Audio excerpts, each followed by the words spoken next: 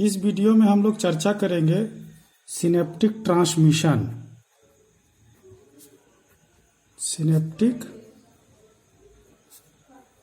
Transmission की। क्या होता है ये सिनेप्टिक ट्रांसमिशन?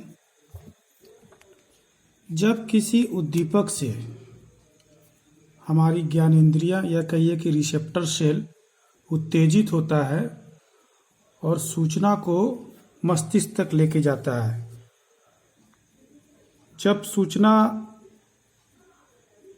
ज्ञानेंद्रियों से होकर रिसेप्टर सेल से होकर मस्तिष्क तक जो पहुंचता है वह सूचना को लेके जाता है सेंसरी न्यूरॉन। और सेंसरी न्यूरॉन सूचना को मस्तिष्क तक ले जाने के बाद मस्तिष्क से जो सूचना हमारी मांसपेशियों तक आता है या ग्रंथियों तक जाता है वह सूचना कौन सा न्यूरॉन लेके जाता है? Motor neuron.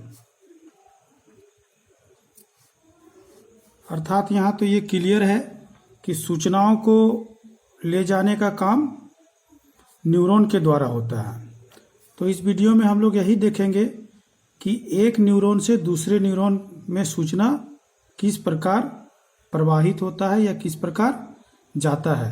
सबसे पहले हम लोग यहाँ न्यूरॉन की एक चित्र बना लेते हैं।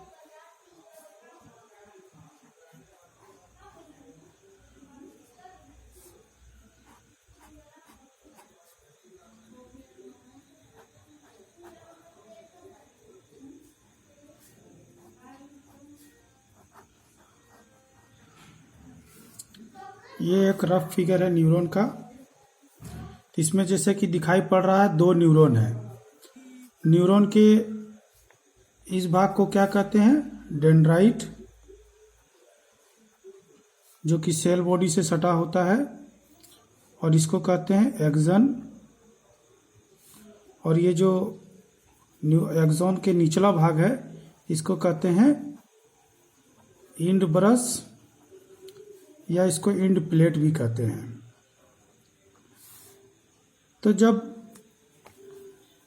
न्यूरॉन उत्तेजित होता है, एक न्यूरॉन में सूचना का जो प्रवाह होता है उसको हम लोग नर्व इम्पल्स कहते हैं, जिसको हम लोग पिछले वीडियो में देख चुके हैं। तो एक न्यूरॉन से दूसरे न्यूरॉन में सूचना किस प्रकार आता है, अर्थात इसमें देखिए तो डेंड्राइट से सूचना एक्सॉन तक आता है, एक्सॉन के बाद वह इंड ब्रश के पास, और उसके बाद दूसरे न्यूरॉन में आता है। तो यहाँ ये देखने की चीज़ है कि एक न्यूरॉन दूसरे न्यूरॉन से पूर्ण रूप से सटा हुआ नहीं होता है। इसमें इसके बीच थोड़ी सी दूरी होती है या गैप होता है। इस गैप्स को कहते हैं सिनैप्स। इस गैप को क्या कहते हैं? सिनैप्स कहते हैं, जो कि डेंड्राइट और इंड ब्रश के बीच का भाग है। और ये जो दरार है, इस दरार को कहते हैं सिनेप्टिक क्लेफ्ट। इस दरार को क्या कहते हैं? Synaptic cleft. ये जो दूरी होती है वह लगभग 20 से 40 नैनोमीटर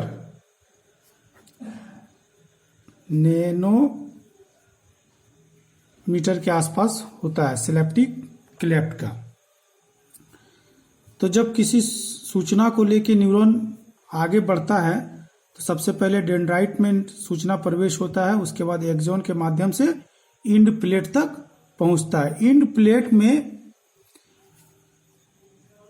छोटे छोटे बबल्स होते हैं जिसको कहा जाता है बटन। क्या कहा जाता है? बटन्स कहा जाता है। इन बटन्स में वेसिल्स होते हैं। इस बटन्स में क्या होते हैं?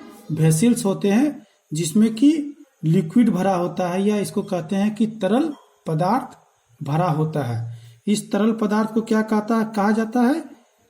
Neuro transmitter. इस पदार्थ को कहा जाता है न्यूरो ट्रांसमीटर। जैसे कि न्यूरो ट्रांसमीटर में है आपका एसिटिल कोलिन,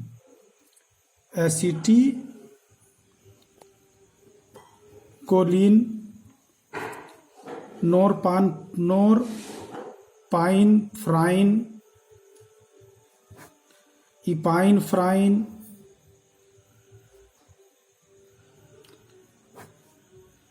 डोपामाइन, इस प्रकार के बहुत सारे न्यूरोट्रांसमीटर इस वेसिल्स में भरे होते हैं, जो कहाँ होता है, इंड ब्रश के बटन में।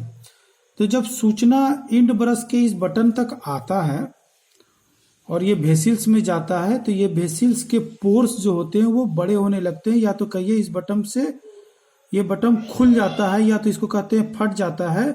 और यहाँ पे जो एक न्यूरॉन और दूसरे न्यूरॉन जो आपस में सटे हुए हैं, जिसका एक भाग आपका इंड ब्रश होता है और दूसरा भाग डेंड्राइट, इसके बीच एक लिक्विड होता है। और इस लिक्विड में क्या है कि बटन से निकले हुए न्यूरोट्रांसमीटर इस लिक्विड में फैल जाते हैं, या तो कहिए कि इससे बाहर निकल जाते हैं। और इसी न्यूरोट्रांसमीटर जो लिक्विड में मिला होता है, वो जो आगे का न्यूरॉन है, वह न्यूरॉन का पार्ट जो कि डेंड्राइट है, वो इसको ग्रहण कर लेता है और सूचना इस न्यूरॉन्स के माध्यम से, इस न्यूरोट्रांसमीटर के माध्यम से आगे बढ़कर के दूसरे न्यूरॉन के डेंड्राइट में चला जाता है, और उसके अंदर फिर वो सेल बॉडी, और सेल बॉडी से होते हुए एक्सोन में। इसी प्रकार एक न्यूरॉन से दूसरी न्यूरॉन में सूचना प्रवाहित होता है, और इसी प्रकार सूचना जो है सेंसरी न्यूरॉन के माध्यम से हमारे शरीर के विभिन्न भाग से मस्तिष्क तक जाता है, और मस्तिष्क से जो सूचना है हमारे शरीर के विभिन्न भागों में जाया जाता है। तो ये जो प्रक्रिया है, इसी को कहा जाता है सिनेप्टिक ट्रांसमिशन, मतलब एक न्यूरॉन से दूसरे न्यूरॉन में सूचना का प्रवाह। जो पहला न्यूरॉन होता है, इसको कहा जाता है प्री सिनेप्टिक न्यूरॉन। क्या कहा जाता है? Pre synaptic neuron. और जो बाद वाला न्यूरॉन होता है उसको कहा जाता है पोस्ट सिनेप्टिक न्यूरॉन। पहले वाले भाग को प्री सिनेप्टिक न्यूरॉन और बाद वाले को पोस्ट सिनेप्टिक न्यूरॉन कहा जाता है। ये दोनों न्यूरॉन के बीच जो सूचना प्रवाह होने का जो समय है, वह समय है आपका 0.5 मिली सेकेंड। 0.5 मिली सेकेंड। इतने समय में एक न्यूरॉन से दूसरे न्यूरॉन में सूचना प्रवाहित हो जाता है।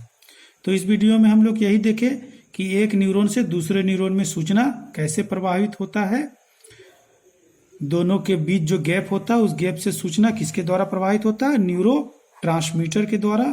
हमने यहाँ पर कुछ न्यूरो ट्रांसमीटर के उदाहरण भी लिए हैं जो कि दूसरे पोस्ट सिनेप्टिक न्यूरॉन के जो डेंड्राइट है उसको ग्रहण कर लेते हैं और सूचना नेक्स्ट दूसरे न्यूरॉन में चला जाता है। तो इस प्रकार एक न्यूरॉन से दूसरे न्यूरॉन में सूचना का प्रवाह होता है और इस प्रक्रिया को कहते हैं न्यूरो ट्रांसमीटर।